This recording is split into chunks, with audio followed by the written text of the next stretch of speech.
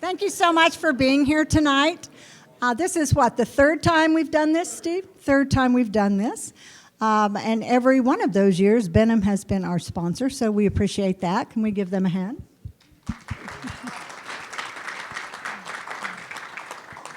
I'm going to start this like I start all my speeches.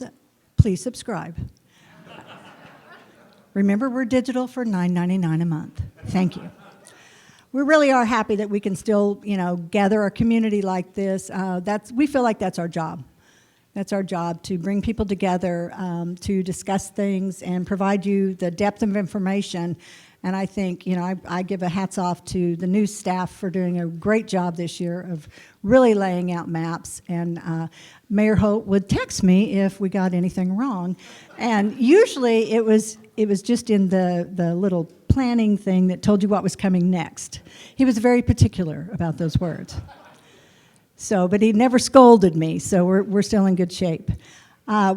This is something we like to do. All of you know that Mr. Lackmeyer, he's just an outstanding reporter for us, and we appreciate everything he does. And his wealth of knowledge and his historical knowledge of this city and all the things that he gets you guys to tell him are amazing. So thank you, Steve. I'd love to thank all of our panelists here tonight. We really appreciate you all taking the time to join us and have good dialogue with Steve and with all the people here, because everybody is so interested in this topic. Quickly, I'm just going to introduce the panel in no particular order, and their bios are in here, you guys, and I think everybody probably knows most of these people. So you guys wave. Mayor David Holt.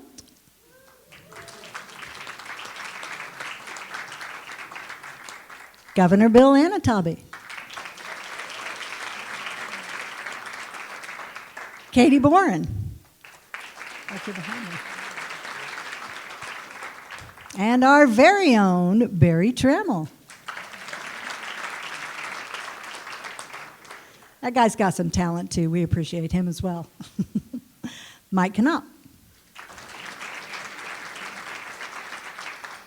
Darren Ransley. I am going to ask Tom Meza. He said his name like 3 times. I think I got it. Okay, I'm going to ask Tom to come up. We're so appreciative that Benham steps up and helps us sponsor this, and we appreciate the Skirvin as well helping us put this on. So, Tom, come on up. Appreciate it. Thank you. So, good evening. So, on behalf of Benham, we are pleased to once again sponsor this important annual event. Our company has been a proud member of the Oklahoma City community for over a century. And as one of the country's leading and longest professional service providers, as one of the country's leading and longest professional service operations, Benham understands how the practice of architecture and engineering helps shape our community and the lives that we live. We have seen world wars, booms and busts, natural and man-made disasters, as well as rapid technology diversification, and we adapt and continue to provide design and turnkey project delivery excellence in the spirit of our founder's vision. Conscientious effort, loyalty, honesty, and genuine service. And while we as a company design and build projects representing several market sectors across the country and around the world, the most rewarding and meaningful work is when we have the opportunity to help shape our own community, where we work, where we live, and where we actually raise our families. From the Will Rogers Airport to the Chesapeake Energy Arena, as well as the National Memorial and Museum, as well as other local efforts. We are dedicated to building a better Oklahoma City. With the momentum of the MAPS initiative over the last few decades, we've witnessed an incredible transformation of this great city. We all know the story, how MAPS was created to revitalize downtown and elevate the community to the national stage. And we've all seen the successful outcome of this initiative and the upswing in private investment that has followed. It is indeed a model public works program. So we'd like to thank all of you for being here this evening, as well as our panelists. And we're looking forward to hearing more about the MAPS 4 program through tonight's panel discussion. And with that, I'll give it back to this lady right here. Thank you, guys.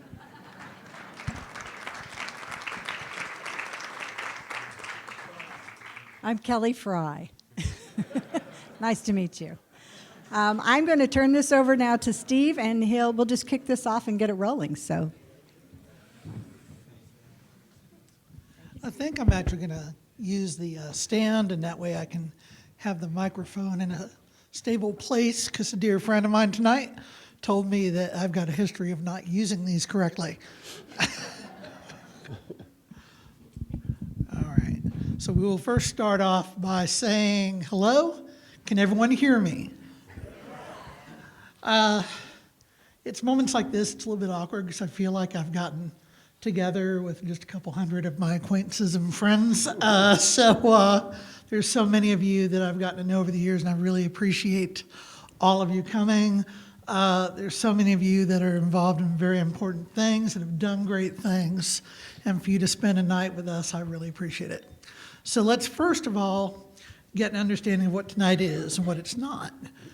This is not a MAPS 4 campaign forum. We're not going to be even addressing all 16 projects. Instead, we're focusing on 3 areas, because my experience is that the city's done a pretty good job of figuring out that when you batch things together with other things that are going on, the entire picture is much greater than the projects would have been individually. So, for example, under the original maps, you had plans to originally have the ballpark where Bass Pro is, far away from everywhere else. And Jim Couch, Mark, you're in here too, but there's plenty who can confirm that. It would have been pretty far away. And the canal was originally envisioned as being south of Reno. And thanks to some good, healthy discussions, they moved the ballpark to where it is to get it close to where everything else was in Bricktown. And then they decided to move the canal from south of Reno, where there were no buildings whatsoever, and put it on California Avenue, where they only had to excavate a couple of blocks between the basements of century-old buildings. Pretty easy task. But as a result, you had a lot more development take place, a lot more density, and this is before the phrase placemaking really came about, but it was really very good for placemaking in Bricktown. Now, has the older section of the canal developed as much as we'd like it to? No, it still has a ways to go, but I promise you that I suspect it would have been far worse if they had built it south of Reno, because there would have been no momentum. So keep all that in mind when I say that tonight is about how things fit together. And I'm thrilled to have everyone on this panel. There's a method to my madness. There's a lot to these projects, and so I chose 3 areas so we can delve deep and get a better picture of what we're looking at. So, for example, we've got Mayor David Holt, who doesn't sleep and pretty much is out all the time. And he seems to love his city a lot. We have Governor Anatobi, and I'm just thrilled to have you with us. And you're going to be finding out what the Chickasaws are doing with the city, with the, is it the American Indian Cultural Center and Museum? Is that the title now? That's what it is. All right. But we'll be talking about how that fits into other things that are being proposed as part of MAPS 4, the potential for development over there. We'll be talking with Barry Trammell. He's the writer I aspire to be. He's amazing. And you may read his blogs where he talks about his travels and where he's been. And he's going to help us understand what happens around arenas these days, and a little bit about stadiums, but especially around arenas and what's possible. And there's a key piece of land that plays into that, as well as what the Thunder are talking about doing. So we'll talk about that. Next, Darren, he's representing the energy. He's been involved in a lot of the planning for the stadiums, stadium idea and the development and the possible sites they're suggesting. So we'll learn about that, what development's possible around that. Mike, he was there when the river was a ditch. And he did this crazy thing of getting out with kayaks with a few other rowing enthusiasts and going in this rain-filled ditch as if this was going to become a real river that people wanted to go through. Crazy, stupid idea. I got that a lot, yeah. Ray Ackman believed in you. Yeah. And then, of course, there was Aubrey McClendon. Yeah. So. And then Katie Bourne is tackling the challenge of getting the Oklahoma Health Center, the area that's kind of merging into becoming an innovation district. And MAPS 4 has a lot to do with that. And there's an image on there, and you'll see it rotating around on the screen. But they're looking at finally bringing some density and commercial development into the mix and how it can connect into downtown. And believe it or not, there's even a connection between the river and the innovation district. So we'll talk about that. And you all will hear some things tonight that is, you'll be the first to hear about it. So here we go. First thing, this is not a MAPS 4 campaign form. So Mayor, Channel 9 had a great poll. It showed it passing pretty healthily. Does that track with other polls you're following? Yeah, I mean, I think the brand of MAPS and the environment we're in, where people are pretty optimistic about our city's future, puts us in a good position. We're not really in a situation in the last few weeks or even in the next week where we're trying to convince people to vote yes. We're just convincing them to vote, you know? And so the poll last night that you're citing that had MAPS ahead, I think 72 to 19, is nice and encouraging, but at the same time can serve to make you think you don't need to make the effort next Tuesday, or you don't need to send that email to your employees, right, reminding them to vote, or that Facebook post or whatever. And I'm telling you that 19 is going to show up. They always do. And so you cannot take it for granted. That poll doesn't get us a single vote, you know, and so you have to have a sense of urgency. We all in this room have committed 26 years of our lives to this momentum and this renaissance that the city has experienced, and you can't let it go just out of kind of laziness in the next week. And so I just encourage everybody to do those extra little things over the next week. Again, as you said, it's not a campaign rally. I'm just telling you to encourage people to vote. Not vote yes, just vote. Because we think if people will vote, that this will pass. But that requires, again, a little bit of urgency and just, recognizing that the stakes are so high. And even if it seems like there's a lot of people in favor of this, failure is just not an option for our city. It would, end really this story that so many of us are invested in here. So that poll was nice and encouraging, but meaningless on Election Day. So certainly get out and vote, and let's have a strong turnout. Turnout is what we want. Okay, so now that we violated the first rule, and I did it, very intentionally, by the way. I'm not sure everyone had heard about that, and I figured it'd be good to just start out that way anyway. That was merely an argument for Democratic involvement, Steve. That was not a hard sales pitch. So let's, the three areas, as I said, are going to be the Innovation District, technology related, and all their plans. And we're going to be getting into the river, and that's going to involve a few people here. And then finally, we're going to get into the sports facilities and the opportunities there and how things can fit together on that. So Katie, how did you get into tackling this real quick? What brought you into this challenge? Well, I think probably the biggest two reasons. One is I'm a native Oklahoman, so I grew up here. So this discussion, what we're doing in the Innovation District and with MAPS 4, all means a great deal to me personally. Also, the thing I think that attracted me most to this opportunity was it's kind of a Swiss Army knife of opportunities. So, there are a lot of aspects to this economic development initiative, and that was really attractive to me. There's a lot in front of us, but that just means a lot of opportunity. So, I've got in my head, and I had it earlier, and I pride myself in trying to remember everything, and I just failed. Is it 38,000 or 18,000 that work in that area? 18,000. Okay. See, I was about to inflate it and double it, but you can get there, right? Yes. All right. So I'm reminded that we're seeing a lot of changes in the energy field. And if you read Adam Wilmoth and Jack Money in our paper, I mean, there have been just fundamental changes in the energy business and the ups and downs. Folks, I don't know if we're going to see ups again. It's just not going there.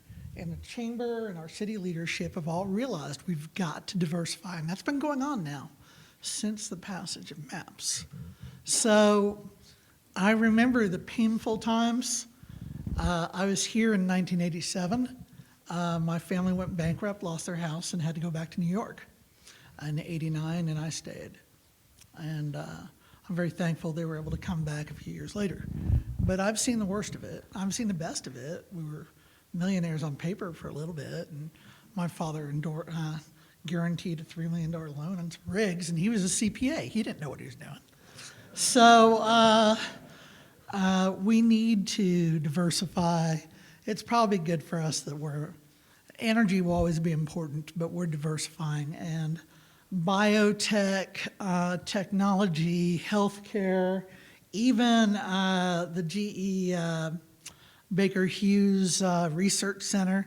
There's a lot of smart people doing some amazing things, coming close to coming with relief for Alzheimer's treatments and all sorts of amazing things going on right there east of downtown. And you've got this huge health center, you've got all these medical students, you've got some of the brightest kids in the state learning at the Oklahoma Science and Math Academy. So it's huge.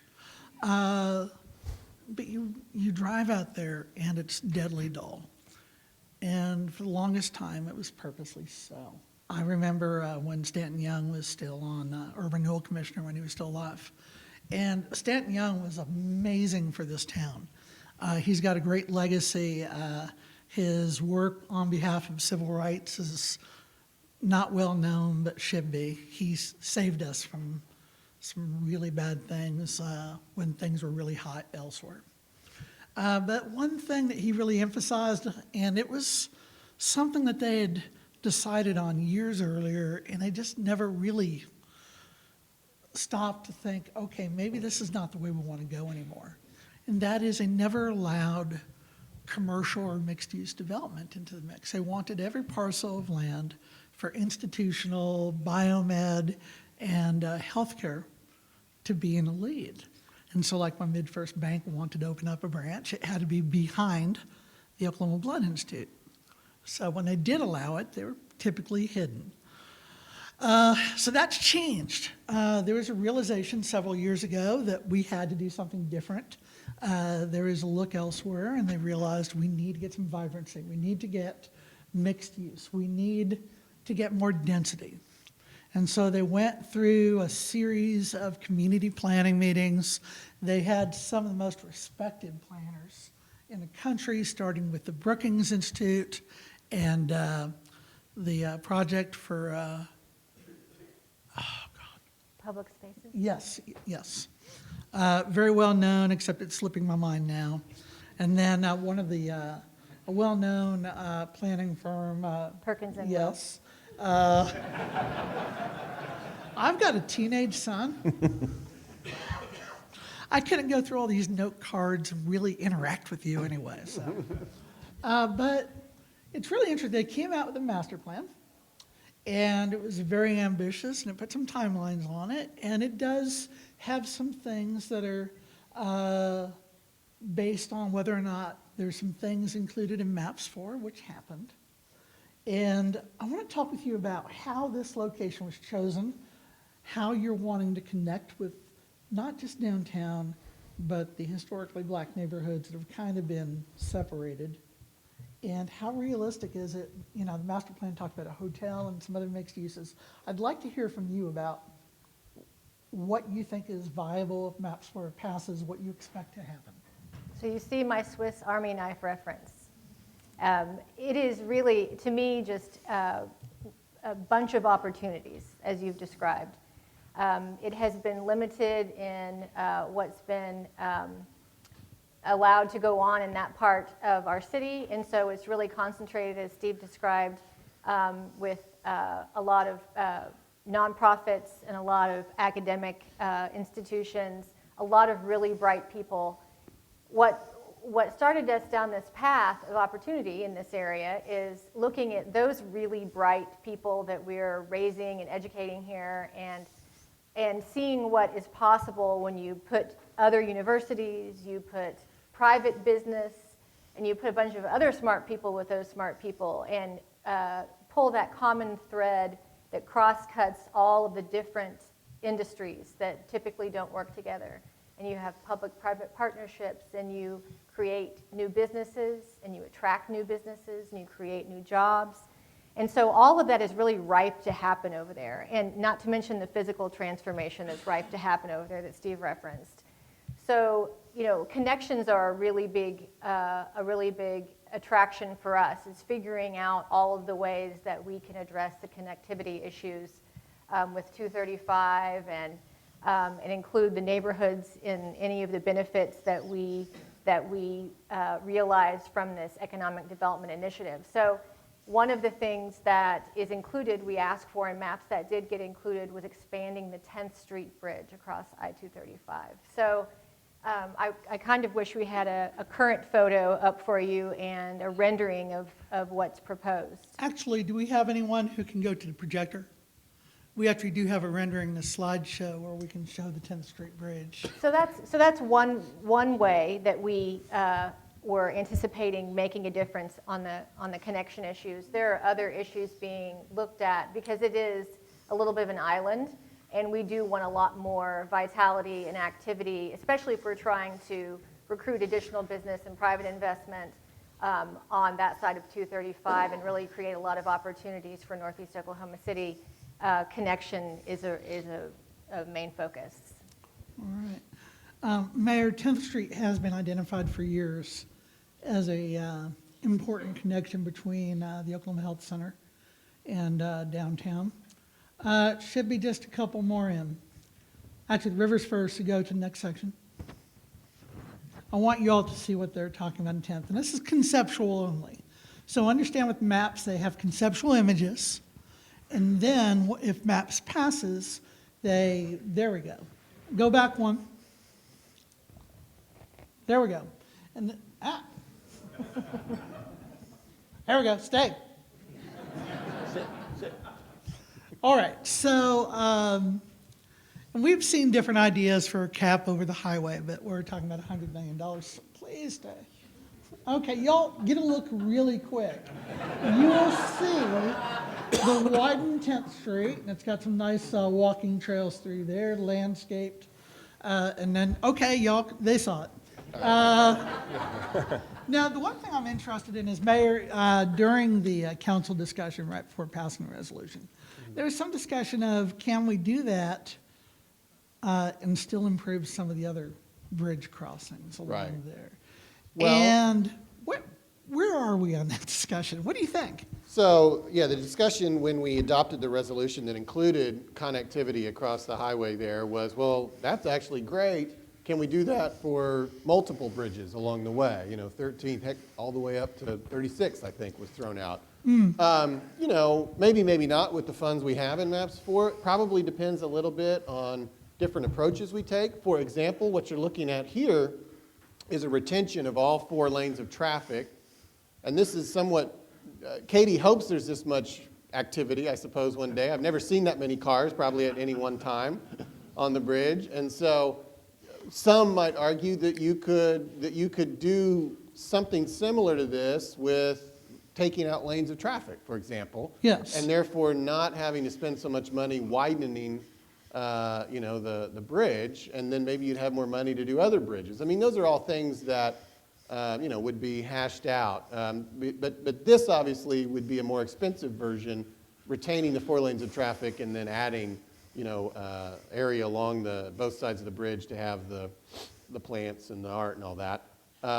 You know, that's for the Citizen Advisory Board and the proponents of the Innovation District and the council to ultimately hash out, you know, post-election. As you've pointed out and you've written about, you know, if you look at renderings of Maps 1 in 1993, things are in totally different places, they look totally different. So I think what you are essentially voting for on any given maps is a priority and a dollar amount, you know, and the details still have to be worked out. We did do a resolution that was by far the most detailed document that has ever been put forward to the voters at this stage of the process. It's 10 pages long. The MAPS 3 resolution was half a page long, you know, and so there's certainly a lot more thought and detail at this stage of the process than we probably ever had.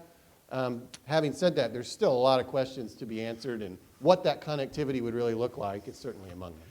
Katie, the plan that the district and all of its stakeholders made was to try to emphasize this first wave of development, go really hard on the area around the Beacon of Hope at the Old Styles Circle Park.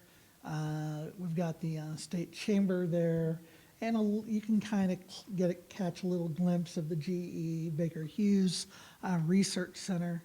What played into doing that? Is it because you've got a lot of vast green lawns on a lot of the institutes and hospitals nearby?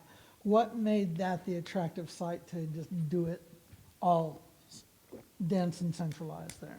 Well, there are really many factors, because if you reference some of the parking lots, you know, a lot of parking lots you see or green space that you see, those might not be able to be acquired in order to put in some kind of, you know, package for a core area or a MAPS project. So one of the considerations is what land is potentially available, right, that you can aggregate for some kind of hub or core of the innovation district. So we also wanted to have close access to I-235. We wanted it to be in more of the commercial area so as not to disrupt and make a hard transition into neighborhoods, but allow for planning that was appropriate as it approached neighborhoods over this very long economic development initiative. Because, you know, it's one of those things where I start imagining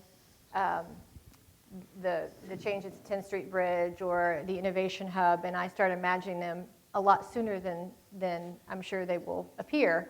You know, my patience is, you know, tested daily because I want to move my project, as I'm sure everyone wants to move their project along. So I have to remind myself that this is a very, you know, lengthy investment that we're making in this new innovation economy that we're creating. So it doesn't happen overnight from a physical perspective. And this culture we're trying to create where we grow businesses and start new businesses and attract talent and keep talent in this new ecosystem is a, you know, a 5-year, 10-year process. So. Now, I know the Innovation District, it's only got one hotel, the Embassy Suites, and I've been talking to folks, and apparently it's really doing well. It's got good occupancy, their meeting and banquet facilities are doing very well as far as business goes. You've got a hotel envisioned as being one of the bigger non-biotech technology healthcare anchors in this immediate development we're talking about. And whoever was getting grief from me over the slideshow, if you can get the slide that shows the Beacon of Hope surrounded by all the development, that would be great. Is a hotel, I mean, is that a real deal? I mean, do you think there's interest out there? Well, that was based, again, on the master plan that Perkins and Will did, and it was an 18-month process. So they did a lot of research and analysis on what would be successful in that area, both based on the conditions right now with 18,000 workers and the 6,600 jobs we anticipate creating over the next few years. So they looked at all of those issues, and a hotel was something that they anticipated being a part of this, potentially this private development in this area over probably, you know, if there's a two-step process, right? If we pick step one, they have some recommendations on what should go first, what would be in demand first. The hotel would be, I think they anticipated it would be kind of in the second wave. All right. Mayor, you often get an early glimpse of possible employers and business developments coming in. Where's the future for the Innovation District, especially where it kind of comes to meeting the downtown. Do you think there's more coming on either side of I-235? Absolutely. And again, I mean, this is not a frivolous proposal in front of you on next Tuesday. I mean, that's that part of it, bringing that connectivity, because we're so spread out. You know, when you bring people here from outside of Oklahoma City, one of their first reactions is something that's kind of lost on us, is they drive around downtown and over to the Innovation District and even beyond, and they say, God, there's so many empty lots and surface lots, and it just it seems weird to them, you know? It doesn't seem as heavily urbanized as they might expect, and that's just part of our kind of just our DNA, that we spread out so much, but it causes issues. I mean, Katie's more familiar with this than me, but I mean, we're trying to create an innovation district in a area that is much larger than maybe some of the peers that we're modeling ourselves after, you know, because we just spread ourselves out. So this is critical to bringing that connectivity. The word connectivity is in that resolution a lot in relation to the innovation district. What we're providing in MAPS 4 is infrastructure to really overcome the way it's so spread out and try to build a place where things can happen, where, back to your original question, where yes, that people will find it desirable to create jobs and build buildings in some of these many empty lots that are currently between the heart of what is the Innovation District and downtown or Automobile Alley. And we're going to transition here to the river, where technology is actually part of the picture. So let me start with that, and then we're going to get into some things that are going on and talk with Governor Anatevy, talk with the mayor, and start getting into all that. First of all, there's something big coming. Talk about that. That's not been announced. Oh, well, we were all eating turkey over Thanksgiving. We had athletes training in the Whitewater Center for Tokyo Olympics, and so during that time we did work out with the American Canoe Association and the U.S. Olympic Committee that we will be the host of the Olympic trials for Tokyo here in May, both stages of the trials, which is the first time this has ever happened, so which will be really huge for Oklahoma City.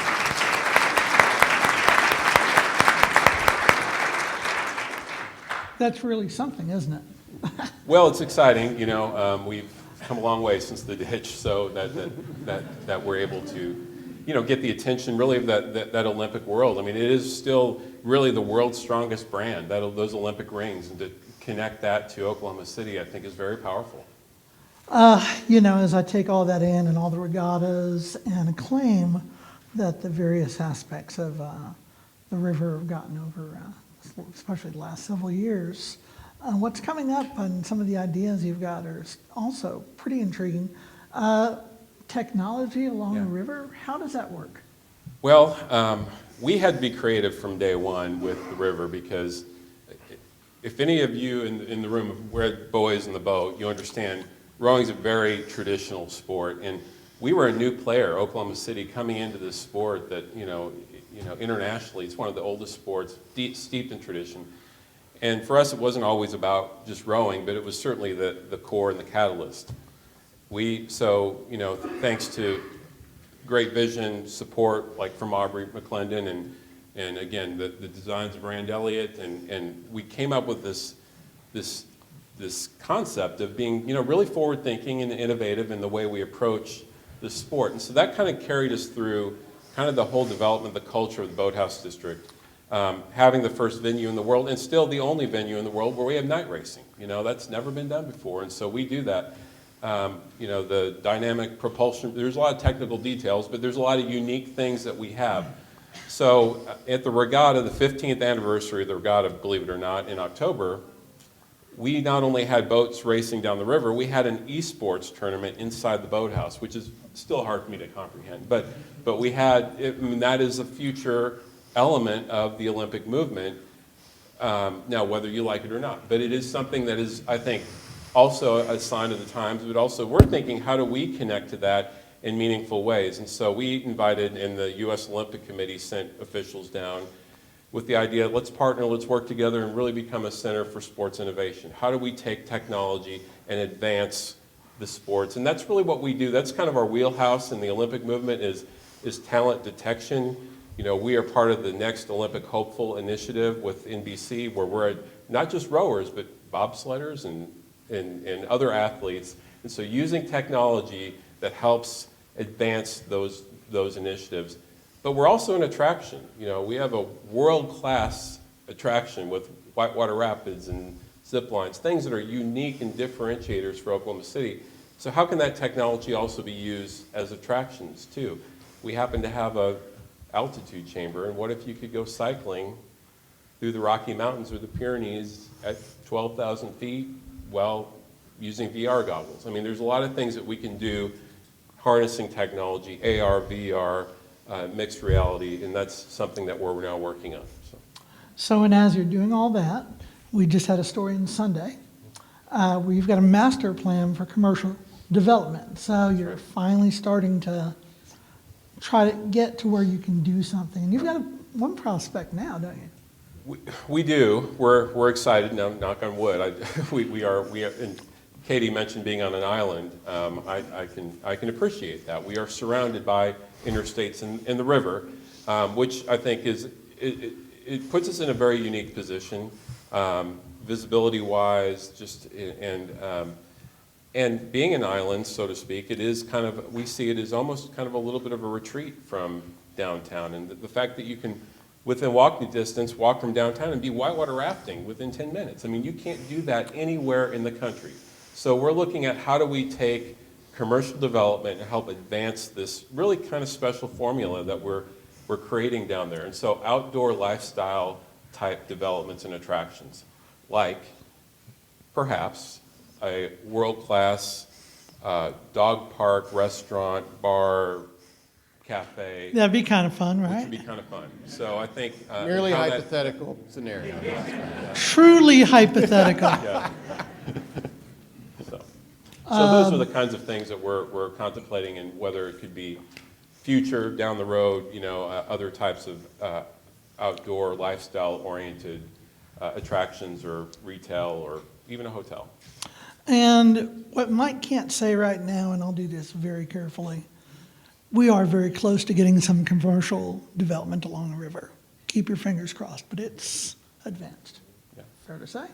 I think that's fair to say. It's everyone in this room probably knows none of these things are easy, but we're working very hard and feel like we're making good progress. So. And meanwhile, we've got a couple more MAPS 3 projects coming. A new zip line, which I think we've got a rendering of. We also have a rendering in the master plan of the athletic village that they're talking about, where the shops and restaurants related to rowing and all that. So if we can go forward a little bit, I'm not sure if it's, or it might be backwards.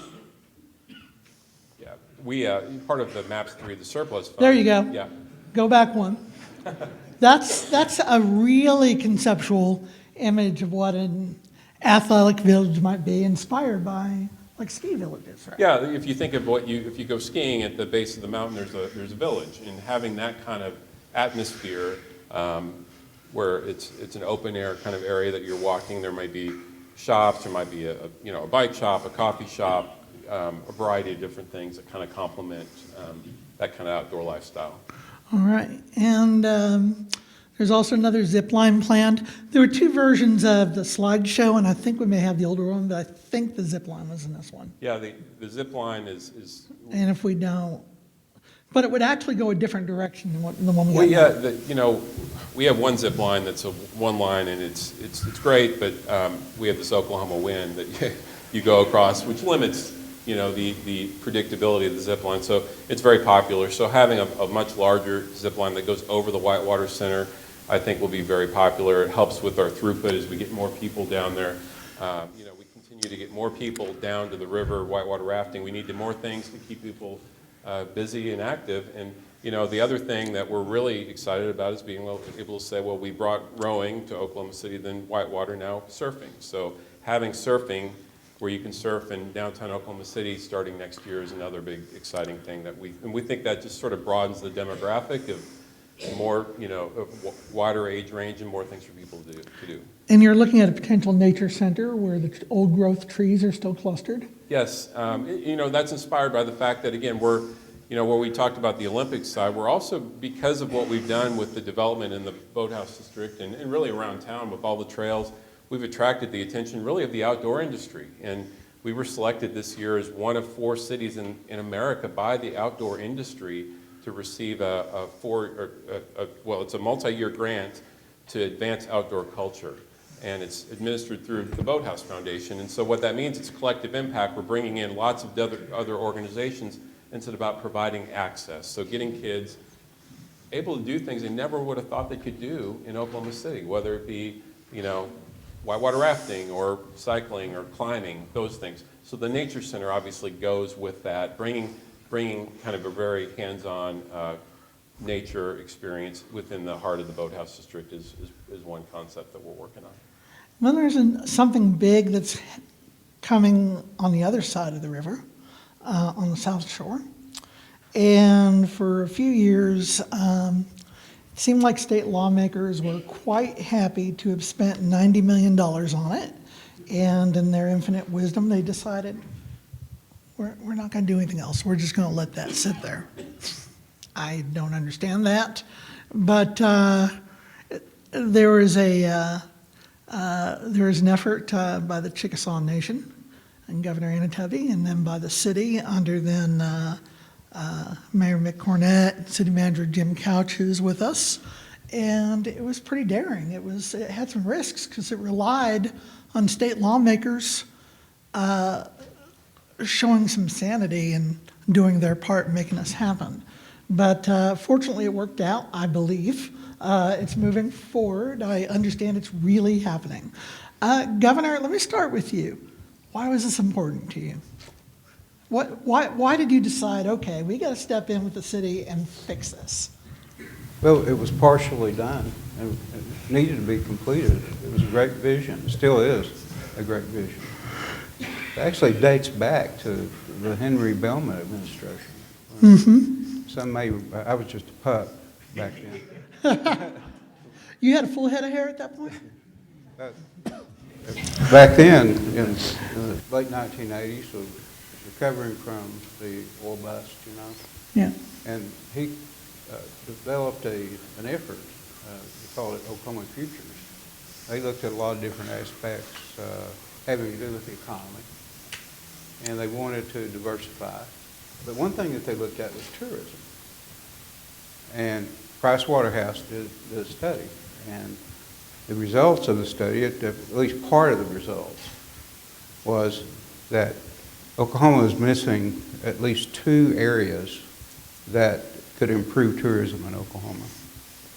One was the Native American heritage, and the other was the Western heritage that needed to be developed. And they recommended that a Native American cultural center be developed in Oklahoma to help tourism in the state. Well, it's been a long time since the Henry Bellman administration. There are a lot of different things that have happened since then. But the state of Oklahoma picked it up. They passed a law, and it was intended to empower an authority that would develop this cultural center. We'll fast forward until now. You told some of the stories. What happened, obviously, is it was quite pricey to begin with. However, you know that people in the state government changes. They forget what commitment they made in years past, and so it was difficult to get funding. Fortunately, the city of Oklahoma City stepped up and became partners in the project. The Chickasaw Nation stepped up with a commitment to finish the project. And then we had a lot of generous people that live in and around Oklahoma City that made a commitment to help fill that gap in funding. To the point that today, construction is underway. In May of 2021, the construction should be completed and we can open up the facility.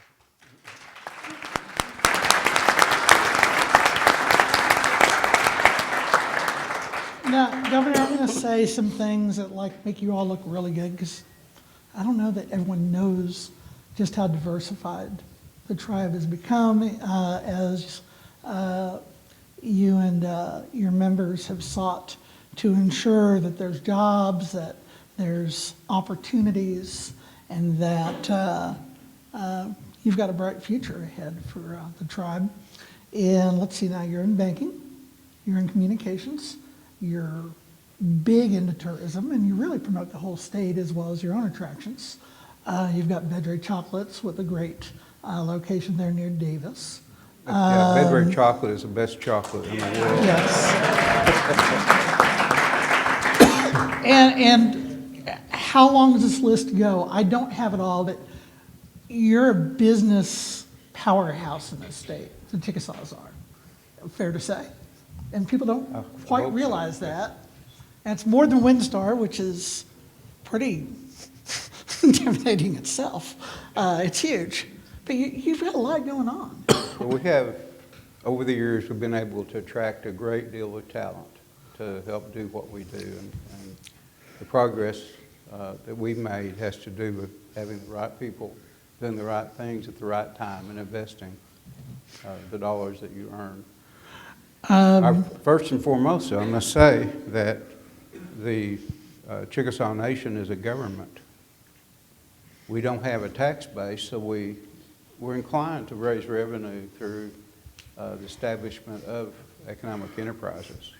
So those economic enterprises have proceeds and dollars that go into tribal government to provide services like education, health care, and the like. At the same time, then we continue to invest in new business, and then we help the people that work around us as well. We invest in our communities. And Chickasaws also have quite a bit of experience in real estate and land development, commercial development, don't they? That's correct. Okay, We that have gets a me. great, again, we have talent. Yes. So, Mayor, the Chickasaws, the deal that was proposed to the city was, we want to do all this, but for us to do this, we're going to have to ask that we get to develop commercial development rights surrounding the cultural center, no casino. We just want to commercially develop this land. I had to laugh because if you got offered an opportunity for the Chickasaws to do a tourist commercial development in your urban core in the south shore of the river, how much of a burden is that for you? Yeah, I remember, obviously Mayor Cornett was in office when that kind of three-party deal came together with the city, the state, and the Chickasaw Nation. And I remember, though, having conversations with him and saying, man, you'd do anything to get the Chickasaw Nation to come in Oklahoma City and do a major commercial development. This is a great deal. Everything that Governor Anatubby and the nation have done over the last 20 years has turned to gold. At least that's the way it looks to us. You may know of some failures that you've experienced in your business enterprises, but we haven't noticed. And we feel like it's a fantastic partnership, and I feel, as mayor, very grateful that you came in and really kind of filled a gap that was still left behind in the wake of the state's offer to the city to take over the American Indian Cultural Center. But I think what will ultimately come out of that will be beneficial to all, including you, and the development around this museum, I think, will be spectacular. I don't know, it may take 10 or 15, 20 years, but we plant trees so our grandchildren have shade, and I'm prepared to ride along and watch it all develop, and I have a lot of confidence working with the nation on it. Governor, you and the folks that are working with you on these enterprises at the tribe are known for being very deliberative, not ones to boast or overly promote, just to kind of get it done when you feel it's ready to be done. That said, can I plead with you to give a possible conceptual picture of what development might look like, that what you think we might be discussing in the future? Well, No promises. okay, then I'll make up all that stuff. Well, I know you guys have been talking about it a little No, bit. it has to be the kind of development that will fit into this community and will enhance the purpose of the cultural center itself. We have 38 tribes in Oklahoma. We're showcasing those tribes' history and culture, and And so it's very important that we do that properly, and that whatever kind of development that we have is an enhancement to that. So as tribes have a lot of artists, for instance, that they go out of state to display their wares. And the Chickasaw Nation has done some things to have art shows and so forth. But I don't know how many people in this room may go to Santa Fe. But a lot of our Oklahoma artists go to Santa Fe to display their art and to sell their art.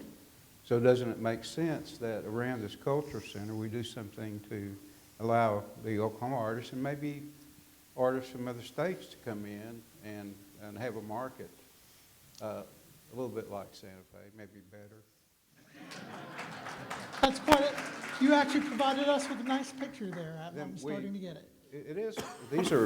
These to be an economic positive for this area. So we want to do things that will be economically helpful to the community and to the cultural center.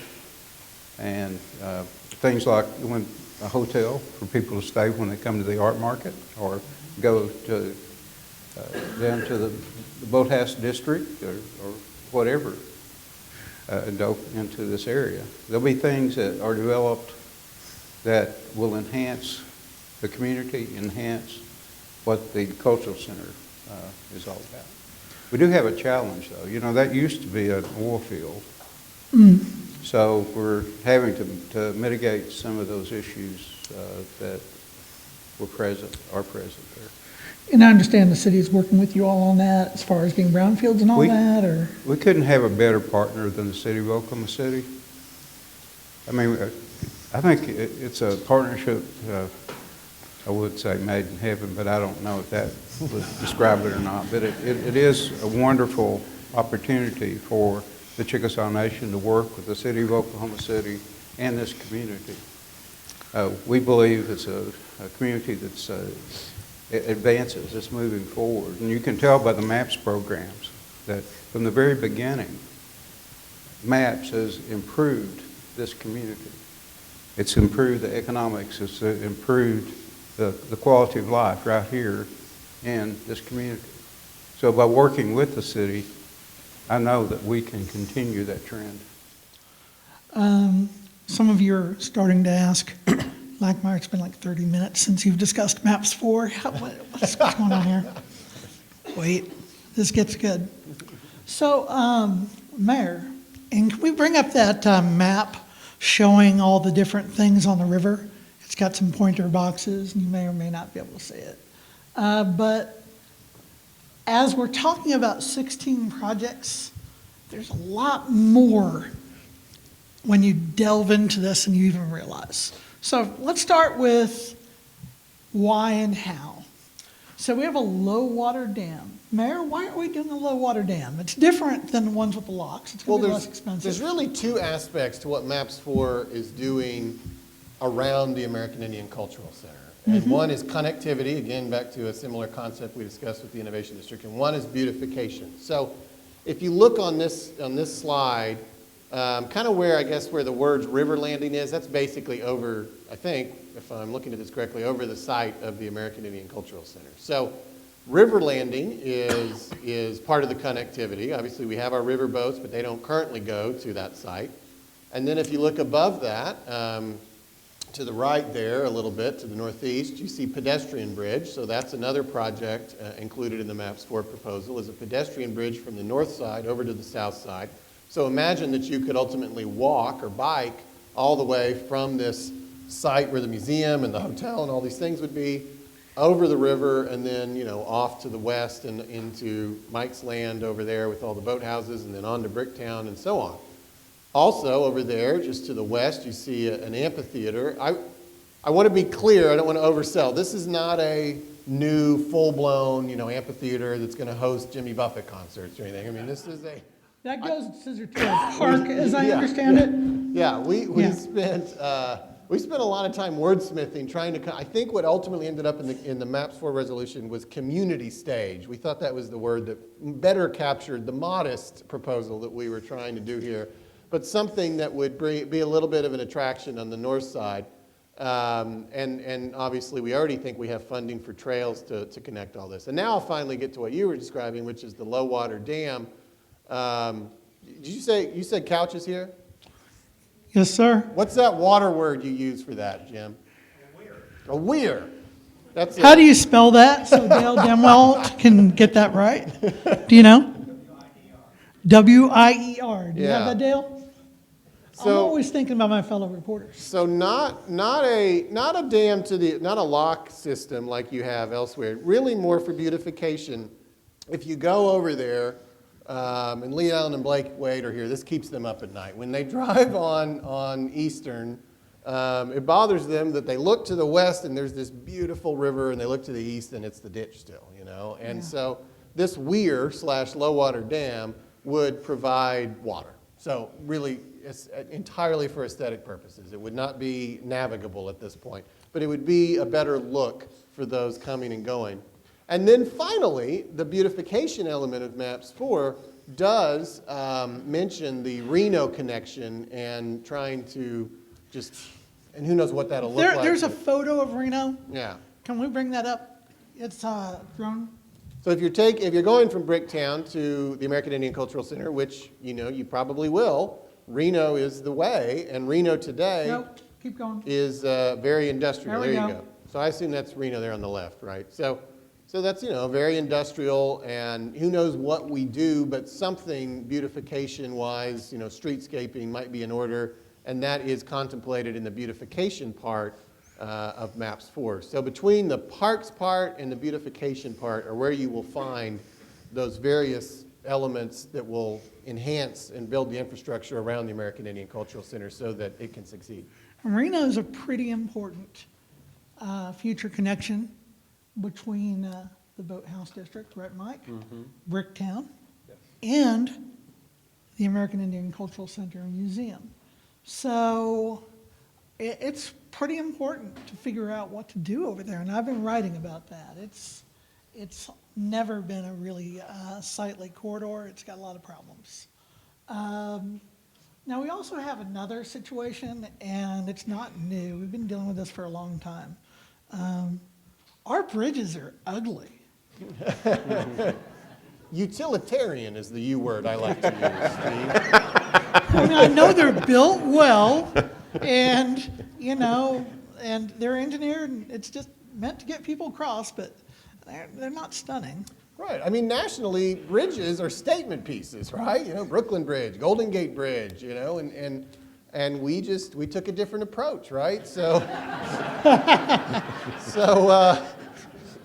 there's not necessarily, I don't want to oversell that there's the funding here to build the Brooklyn Bridge, but we did include in the beautification piece the idea that we would do something to our interstate bridges. That's ODOT. I mean, again, we're going to have to work with them, but there are many things you could do that are not that expensive. You recently tweeted, Steve, the new ODOT bridge down in Norman. The bridge over I-35 and I mean, more. it's just like some neon, Yeah. but it's cool. It's better than what they have today. I even look at the Robinson or Walker bridges over the river. They have pretty lamps. I mean, that would be more than we have today, and that costs a few $100,000, if that. So, I think there are some things we can do for some of our various bridges in this river area that would be far above what we currently have. You don't even really realize you're on a bridge. It just happens so fast, and it doesn't look any different from the rest of the highway that you've been on, and that's a missed opportunity.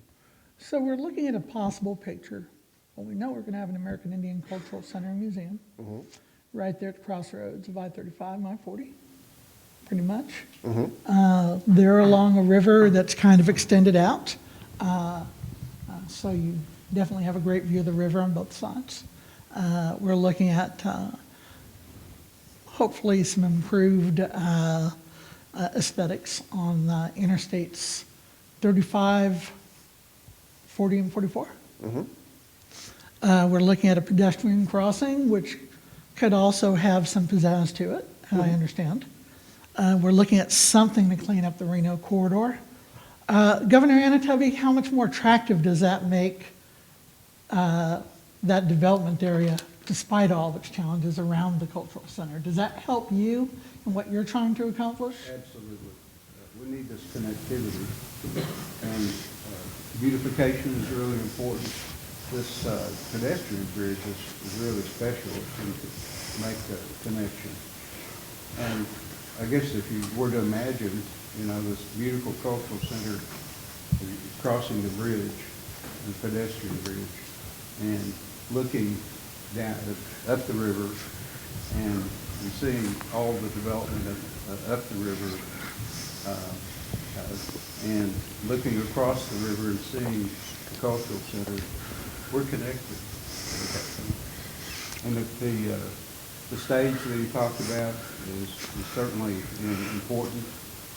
And I think it's just a wonderful addition to the opportunities that exist for the cultural center and actually both districts as well. Mike, you really want to connect to all their stuff, don't you? Absolutely. Everything we were talking about before, to me, is all based on connectivity. The idea of having, right now, if you're a cyclist or you're a runner, you stop at I-35. And the idea of, really, we've got this great trail system. We become kind of a hub down there, and you can go east and then cross over to the American Indian Cultural Center. We bring all of these events throughout the year to the Oklahoma River, and the idea of, just parents and spectators being able to walk all the way down, stay maybe at a hotel over the American Indian Cultural Center. I mean, it really is going to be a game changer. We're going to switch now to the sports part of this for the Urban Core. How many of you actually came here thinking it was going to be a MAPS 4 campaign forum? Raise your hands. All right, so we kind of got it communicated. For those of you who thought that, I hope we haven't disappointed you. So let's talk about sports. Barry, you've been around the country a lot. You've been in a lot of arenas, you've been in a lot of sports facilities. And one of the things you do is you share with readers your travels before and after these games that you're covering. You give the color of the community. And so I thought you would be ideal to talk about what is and isn't possible, what we might look at in terms of development outside the arena. So MAPS 4, and there's an image of it right there, they're looking at quite a bit of improvements both inside and some outside with an expanded second floor balcony. They're going to punch it out a bit with an expansion that makes Loud City as lively as the others outside in the concourse. Because right now there really isn't a concourse, so they'll have quite a few of the amenities you find in the other levels. At the same time, and I think we have an image of that too, Randy and Brad Hogan, in association with the Thunder, have a development proposal that is at a renewal right now to build Thunder Alley. There was quite a bit of land that was left over when I-40 was replaced with the boulevard. Now this is a rendering looking west. The proposal is to have an enclosed basketball court that everyone could use, a restaurant and gift shop. Don't get too caught up in that design. Urban renewal has final say on design. I strongly suspect that design will be fine-tuned. But we certainly have these sports zones of different sizes outside of arenas. Barry, are those things that actually can be activated throughout the year, or is it more of just game time, the ones you've seen? It's not necessarily game time, but it's arena use. Okay, so for any arena. Yeah, these arenas can't just live just on 41 NBA games. True. We have all kinds of things at Chesapeake. What strikes me about this is the idea that we're in some ways ahead of the game and in some ways behind the game. It's like the mayor talked about, we're spread out. We've got all the ingredients that any city would want for a thriving urban core. We're just so spread out. LA built the Staples Center 20 years ago. And in the last 10 years or so, they've developed a thing called LA Live. What it is, it's an entertainment district. It's not architecturally anything like Bricktown, but conceptually it's basically a brick town. And you would think an LA Live, something, you know, an entertainment district next to the Staples Center, which has 120-something major league sports games a year, plus all the concerts, the Grammys. I mean, the thing's never silent. And yet LA Live is slow to develop. When I was there for the Rose Bowl, we stayed across the street from LA Live. It's not hopping. Now, I don't know why. Too many people like me, probably staying downtown and not interested in hopping.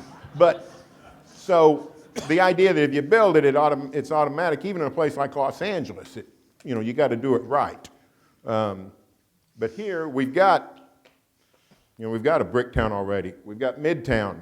We've got the Boathouse. We've got Scissortail now coming. We've got all these things, but they are spread out, so that when you go to a basketball game, you don't automatically, interact with all those things. Yeah. So something like this would help a little. I'm actually interested in the concept of how Oklahoma City, has sort of gotten so popular with the millennials. They love Oklahoma City. And I'm interested in why, so I ask them a lot about it.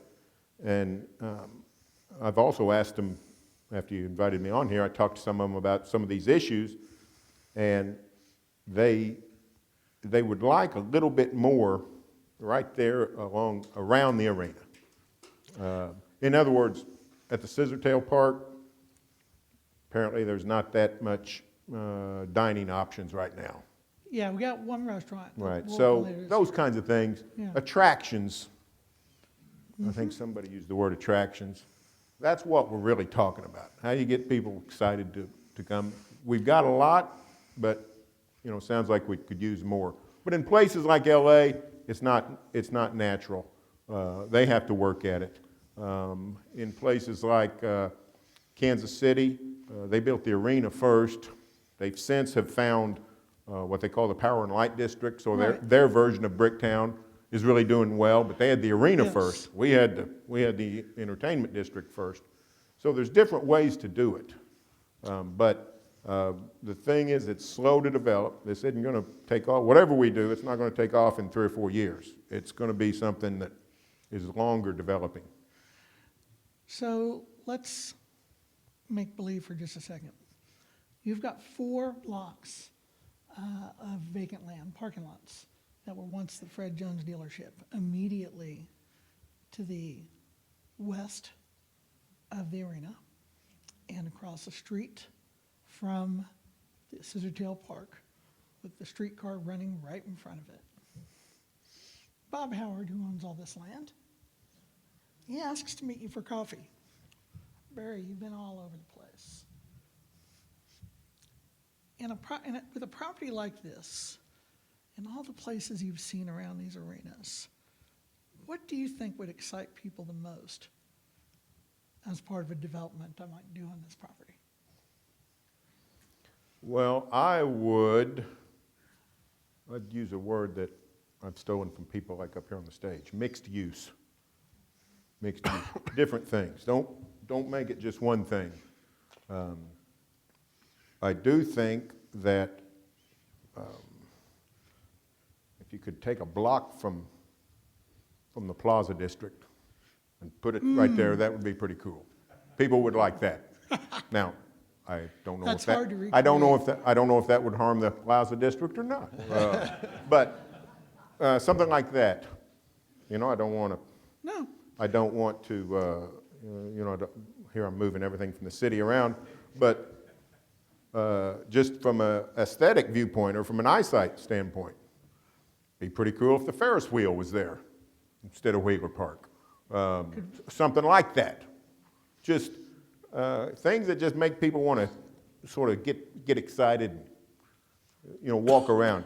Everybody in here knows it like I do. People walk around outside in Oklahoma City more than they used to. I mean, you used to never see anybody around. And now you see people all over at all times of the day and night. So whatever we're doing it right. But just more of that, just diversification of attractions would be what I would say. I think the mayor is wanting you to put that in column form and also say it on the radio. I could be wrong. Mayor, okay, Bob Howard contacts you, says, okay, I'm really thinking about this. What, you know, you're not going to get to build your convention center on that land like you wanted to, but I'm wanting to do something. What are the things you're hearing from constituents that you think should be in consideration, if anything? Oh, I think that property will be something probably mixed use, as Barry says, and something forward-thinking. I mean, I think everybody, you know, in the city understands that's a really well-situated property now, and I have trust that, you know, how it's developed will end up being high quality, but I have no, I don't want to tell people what to do. It's a hard question. It's a little bit unfair because I was in that scenario in real life. So yeah, there you go. Let me give you an example, Steve. Like in the winter, in the months of December and January, and I don't even know if we're doing it this year, but the temporary skating rink we throw up, everybody gets excited about that. You see all kinds of people down there that wouldn't otherwise be there. Mm-hmm. So just, you know. Maureen's going to keep that though. I don't think. I'm not saying move it. I'm just, heck, hey, let me tell you, at my house, let me tell you what's popular in the month of October. A pumpkin patch is popular. Throw up a pumpkin. Everybody likes pumpkin patches. It doesn't have to be permanent. You can do all kinds of things with it. Placemaking, you know, temporary. Well, for the record, when we were talking about it, I said I really have no idea. I really wouldn't do anything until Scissortail and the Convention Center and Omni are done first, because we have no idea what the vibe of that area is going to be. So that was my answer. Steve, it's worth noting you have 3 large plots of land in that vicinity. Yeah. With that and the Cox Convention Center and the co-op land, you know. Yep. Again, we never suffer for lack of developable land in downtown Oklahoma City. So there's going to be lots of opportunities for really high quality stuff. Well, and thank you for giving me the transition I needed. Darren, you've been around the world. You worked as an activities director with LTTL Disney, which is in Taiwan and Hong Kong. You've worked with various sports ventures, but you've been around the world and your accent shows it, because you do not have the Oklahoma accent. It is important to note that while you have, on some projects, historically too, interest in a ballpark being located in a specific location, if it was the Red Hawks at the time, you know, there'll be interest by Palomar in a specific site in Midtown, if that's approved. And there are some priority locations listed that were suggested by the Energy for the multi-use stadium that would also be a home for the Energy. The city will ultimately decide that, but certainly the tenant, the user has quite a bit of say in that discussion. So with that said, the priority location as far as the Energy is concerned, what you all suggest and have shown in renderings and animation would be, Darren?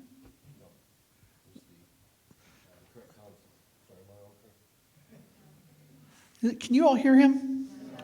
Did you turn your on your little box there, Darren? We're out and running. Yeah, you're on. There we go. Okay, I'm going to sit down, and also if someone can bring me a water, that would be great. You got one, Steve, right here. So talk about that.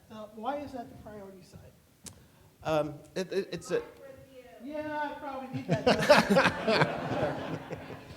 Sue, I'm screwed up.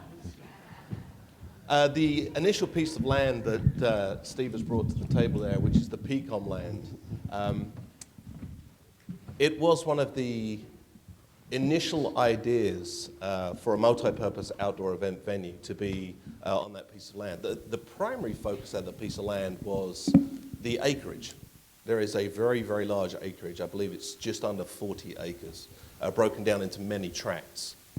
A multi-purpose outdoor event venue, when you look at the sports that can be played on this venue that we currently have in Oklahoma City, you can play lacrosse, rugby, which is a very fast-growing sport right at this moment. You can have college high school football championships on this piece of land. You can also have soccer. And of course, the world that I work in has been very driven by soccer.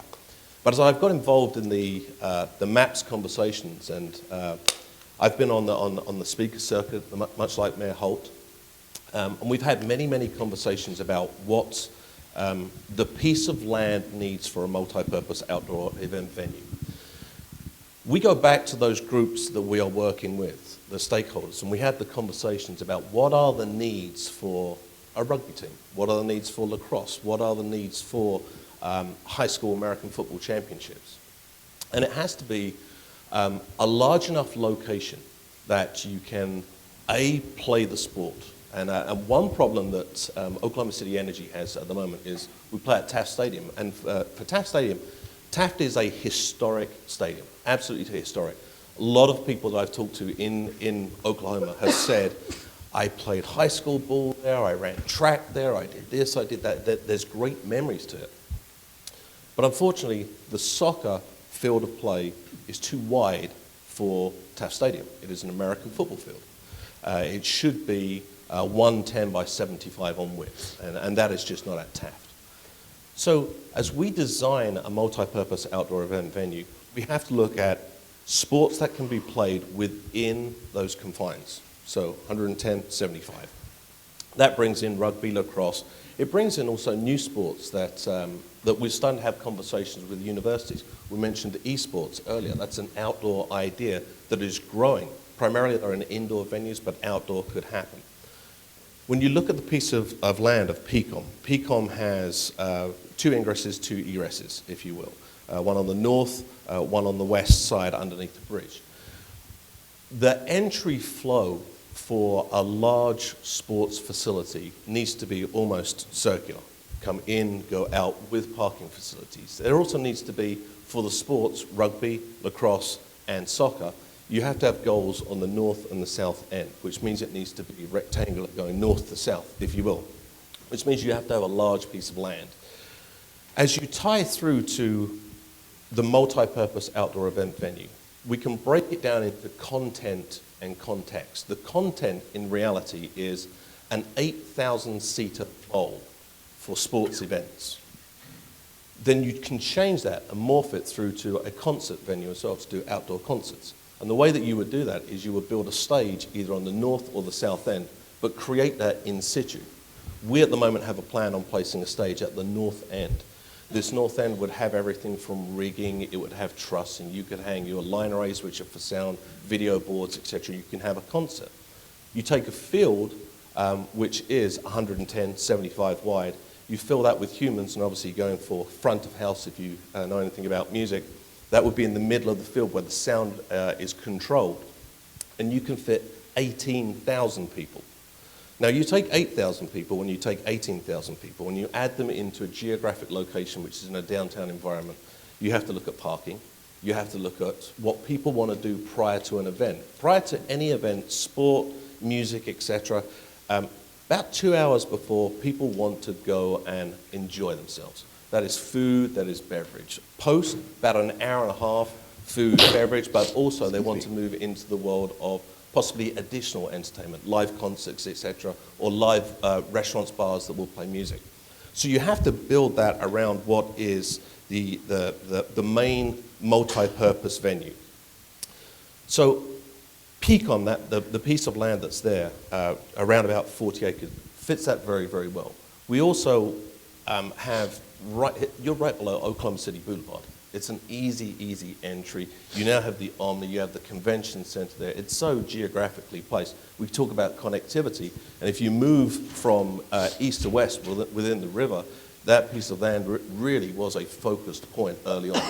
But as we go through the process, obviously there are more pieces of land that we can look at within Oklahoma City, and we do move to the position of bringing in the Citizens Advisory Board. We have those conversations planned for the futures. So at the moment, there is no true X on the ground for a multi-purpose outdoor event venue. And let's get to that, because there's a couple other locations that have been discussed. There's a lot of confusion. You're doing that thing where you don't use the Yeah.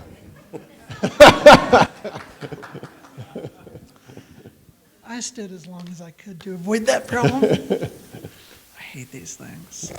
All right, that kind of brings us back in a circle, because that site does have some connection opportunities to the river, right? Yes. Also, the OSSA, Yes. they've indicated they'd be eager to have that as a champion football game site for high schools in the state. So we do look at, there's a possibility of having a lot of activity there throughout the year. So let's say, though, that a deal can't be done with the owners of that property. It's happened before. It'll happen again. It's just inevitable sometimes. You all are also recommending a site in Wheeler, and there's confusion. Are you talking about Wheeler Park, or are you talking about Wheeler District? Wheeler Park. So Wheeler Park, so let's be clear on that. It's Yes. not Wheeler District where you're building homes, I've got a Ferris wheel. It's nearby at Wheeler Park. Yes. Is that on the north shore or the south shore? It is north. It is the piece of land that has the 3 softball fields currently on its southernmost point. And then to the north, there is a band of land that has, I'm going to say it as some minor scrub trees, plus also some long-standing trees. Now, I imagine one complication with that is you'd have to figure out a way to sell beer at a park. Yes, there currently is a moratorium, I believe, on said property. Okay. And then the third one that's been mentioned by Mr. Funk is there's several acres that have been cleared to the south of Farmers Public Market. I imagine, though, that's a little bit tight, or is it feasible? It is feasible. We're classing that piece of land as exchange. We walked that line. There's I believe it's a BNSF line directly below, which has just been cleared out. With every project or every piece of land that we've looked at, there are definitely pros and there are definitely cons. I mean, it's going to happen no matter what, because you're looking at such a large acreage of land. That land, the angle of the land in relationship to the road coming over the bridge towards the north, that would cause a large bottleneck at the moment for traffic coming into that area. So that's one concern that we would have to look at. But it's also got a very strong road on its east, which is Western, I believe, is that road that comes through Yes. there. So that gives us a lot of opportunity to have ingress and egress on one side and also to the north. And the flow over the bridge would be more of a traffic inroad. So it does have some challenges, but it is a large enough piece of land right at this moment. There is a sandblasting company which is on the southwest corner. I Right. believe that would be staying there, but that piece of land is open at the moment. I imagine, though, that could have a pretty significant impact on farmers market area development, which has kind of been struggling. Yes, when you look at, I'm going to jump to Taft here for a minute, just Yeah. to give you a piece of information. When we talk about fans, people that come to Taft to watch energy games, the biggest complaint that we get is there's nothing to do pre, and there is nothing to do post, and parking. So if there is a piece of land that could be developed at the same time as a multi-purpose outdoor event venue, so it runs parallel, that would be a very, very, I believe it would be a strong success area, because it would grow with what is the need. I think the need of the groups that are utilizing it, the stakeholders, they've got the content, the context around it really needs to be thought through very, very solidly. But it is restaurants, bars, it is entertainment, and it can grow from there. You kind of have that pre-built in with the cotton oil site, don't you? I mean, there's stuff walkable, and there'd be land to develop that as well. Every site has a pro and a con. Okay, all right. What time is it? 7:37. Oh, Kind Can of I, running on time. can I break some news for this room? Please do, we like that. It's a roller coaster. We like news. It's going to be bad news and then good news. You ready for it? Give me the bad news. They might have checked their Twitter. There's smoke billowing out of the First National Building. It's nothing. I texted with Gary Brooks. It is smoke coming out of 2 bags of demo material. There's no fire. It should be cleared soon. So there you Is go. that the bad news? That's the good news. Oh, that's the good news.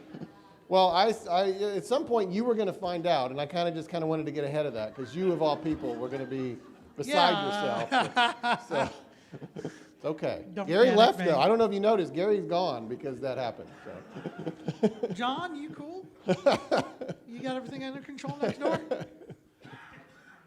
Okay. Back on topic. Sorry to distract you. Oh, so that was bad news and the good news. Yeah, it was the bad news and the good news. It's not a big deal. It's all right. Mike did better than me. All right.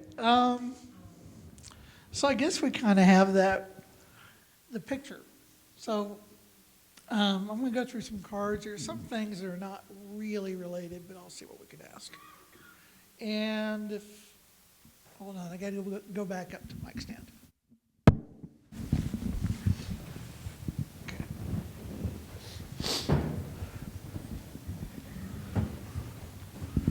All right.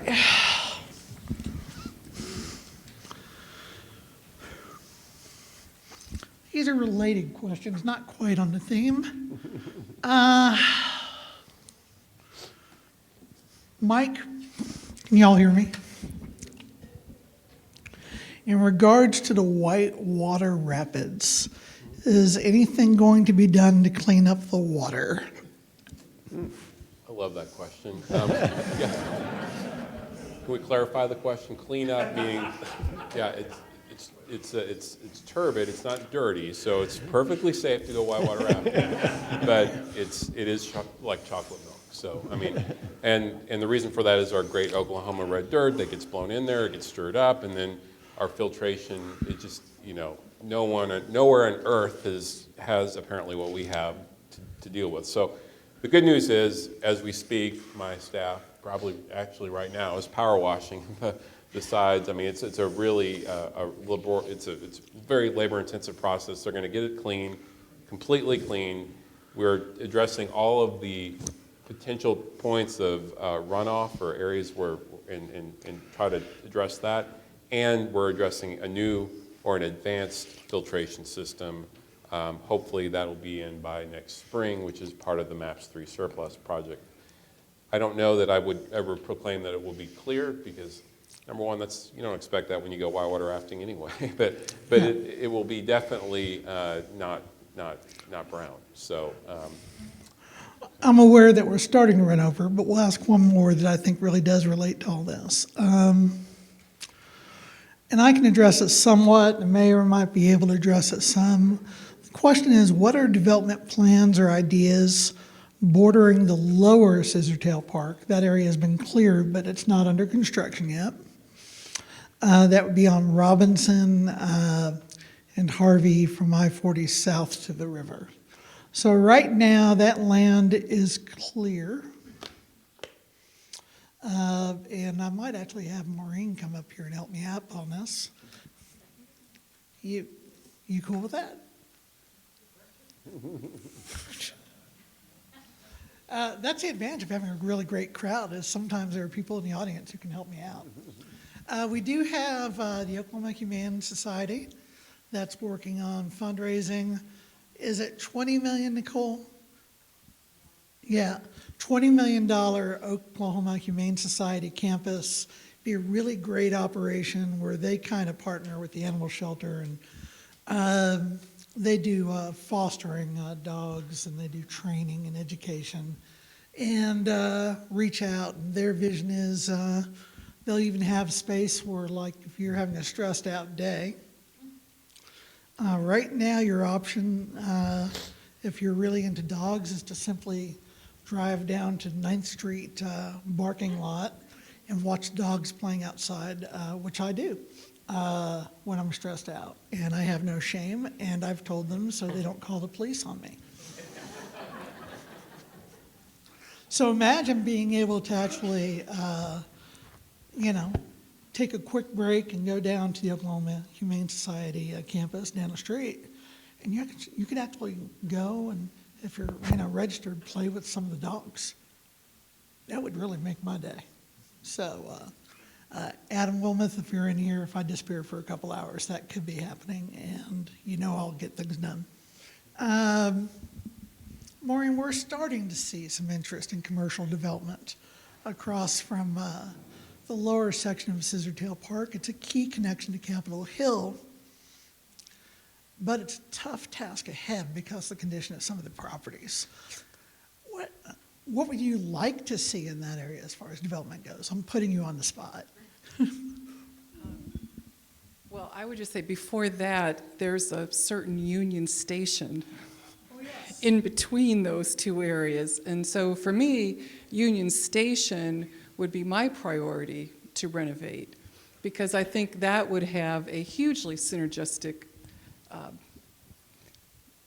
effect on the park and the surrounding area. And we could do some very interesting things there. It has so much space that beyond our own needs for storage and office and visitor center and all those things, there's extra space to have additional tenants that could do some very interesting things, or other things like a youth hostel in there. So I guess I would just say Union Station to me has to come first, and that could have other terrific effects.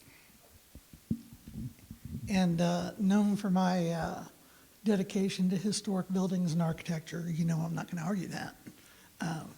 Mayor, are we going to get anything more than $10 million to make sure that building doesn't stay empty for 20 years? So you're referring to the potential for MAPS 3 excess funds to be used for the renovation of Union Station. I mean, technically speaking, no such funds have been allocated yet, not even 10 million. But yeah, I mean, I think all that's certainly very possible. We're very blessed to have more money than we projected we would have 10 years ago. And I think this is getting a little in the weeds, but we're still waiting, to for sure know that we've got about $20 million out of the convention center project that we think is going to be there. But we would like to get it closer to completion before we truly believe that those funds are not necessary for that project, which again gives us, I don't know, probably about 40 left, even after the stuff we've already spent on Riversport that you referenced earlier. So yeah, there's other demands, of course, beyond just Union Station, and other demands, in fact, within the whole Scissortail Park project. But it's a high priority. We know it needs to be renovated. I know there's ranges from 10 to 30. I don't think that latter is realistic, but certainly maybe we can do more than 10. All right. Here's what I know, is we're seeing a lot of land speculation, a lot of land being cleaned up. I'm not sure if urban renewal has much more land than what's involved in the Oklahoma Humane Society, does it? So that's it for urban renewal land out there. The park in the lower section is kind of in an odd shape now because there was a attempt to buy Cusack Meats, which has been there for a long time, and the costs of just relocating it were just astronomical. It's due to modern requirements and all that. So they were able to notch that out a little bit, and they're actually not a bad fit. It's an old neighborhood presence, and it's not bad. There's a house about to be cleared. I think in the next few weeks. It's on demo permit now, but you'll see more and more empty properties out there, and there's some significant developers who are there behind the scenes. So I suspect you're going to see a lot of housing there once it's all cleaned up. I think we've run over our time, so well over an hour and a half. Really appreciate all of you showing up tonight. I hope that you found it interesting, and whether it influences your vote on MAPS 4, I'm hoping you're walking away from here having a much better picture of where we're going next. Thank you. And thank you.